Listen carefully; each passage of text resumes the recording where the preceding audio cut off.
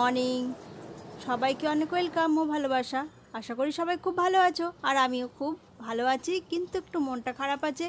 তো husband duty চলে গেছে, রান্নাবাড়া হয়ে যাওয়ার পর আমি স্নান করে পুজোটা সেরে নিচ্ছি। আর এখন 10টা বেজে গেছে।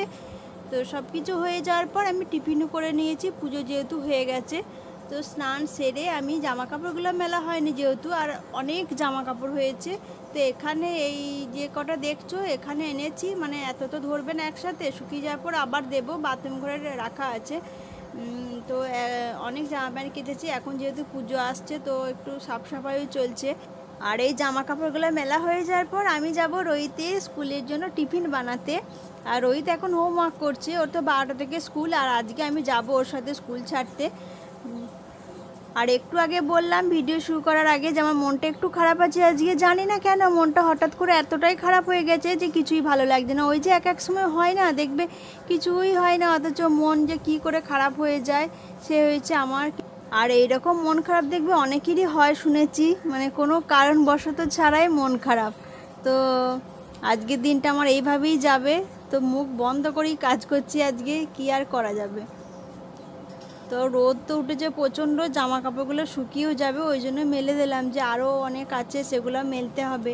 তোমাদের কার কার এরকম মন খারাপ হয় একটু বলবে। তো চলো ফ্রেন্ড, আমি রোহিতকে ছেড়ে দিয়েছি স্কুলে, এরপর যাচ্ছি মন্দিরে। আজকে আমার মনটা না বেশ ভালো নেই, জানি না কেন ভালো লাগছে না, খুব উদাস উদাস লাগছে, কথা বলতে ভালো লাগছে না, হাসতে ভালো লাগছে না। ওই জন্য ভাবলাম একটু মন্দিরে আসি।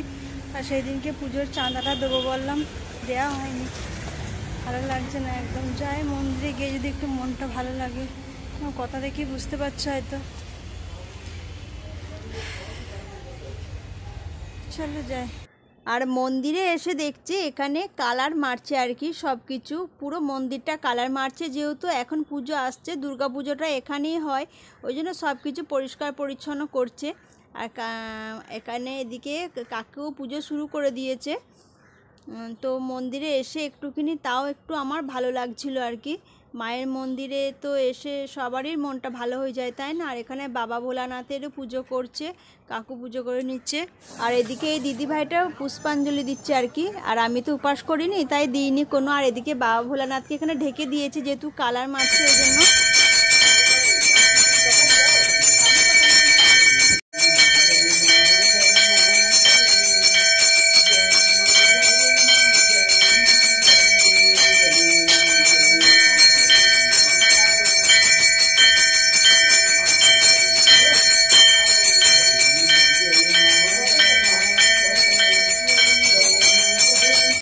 মন্দিরে না কালার মারছে, পুজো আসছে তো, এখানে ঠাকুর আসবে, দুর্গা ঠাকুর।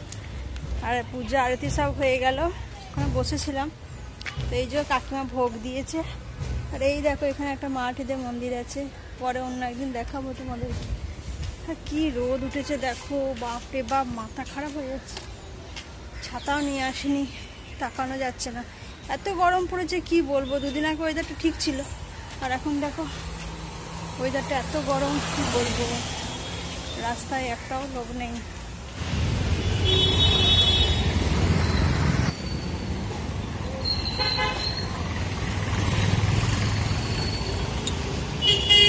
মন্দিরে যেহেতু কালার মারছে ওই জন্য ভোগ হতে দেরি হলো,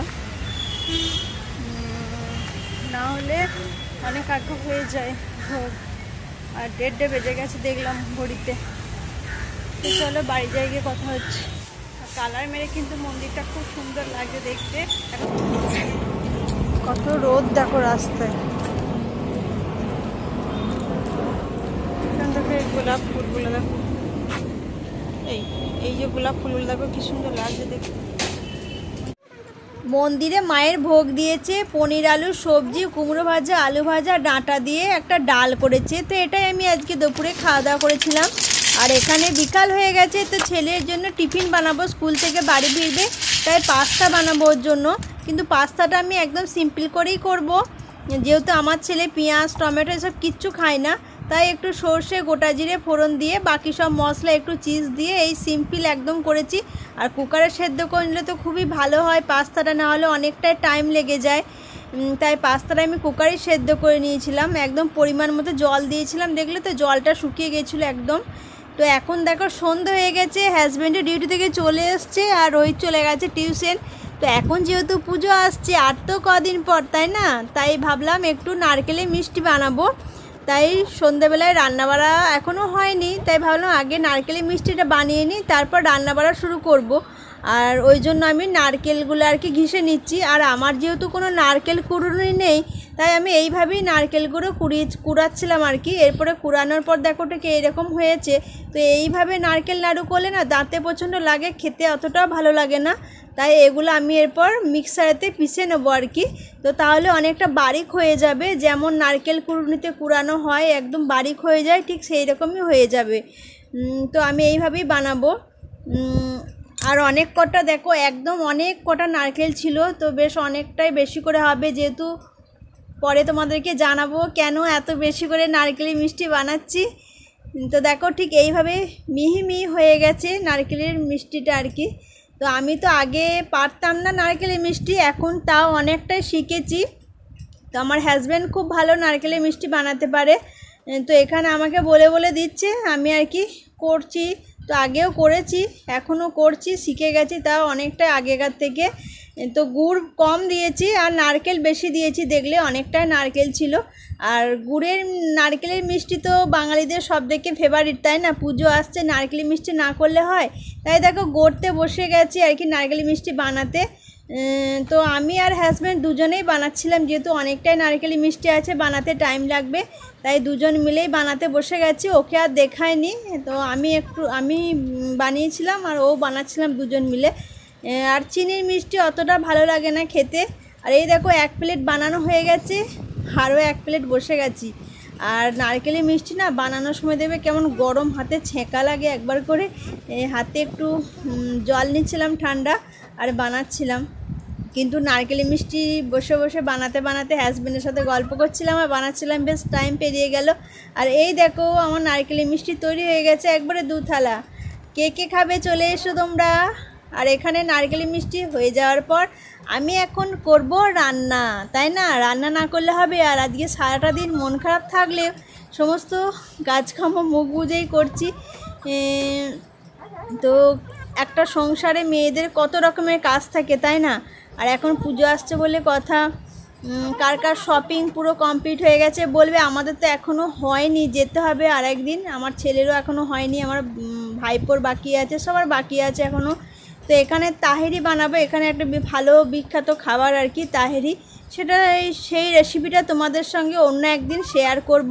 তো এখানে আমি চৌলি, ফুলকপি, আলু, গাজর এইসব কেটে নিচ্ছি আর কি। এইসব দিয়েই বানানো হয়, চাইলে টমেটো পেঁয়াজও দেওয়া যায়, তো আমরা আর এইসব দেবো না।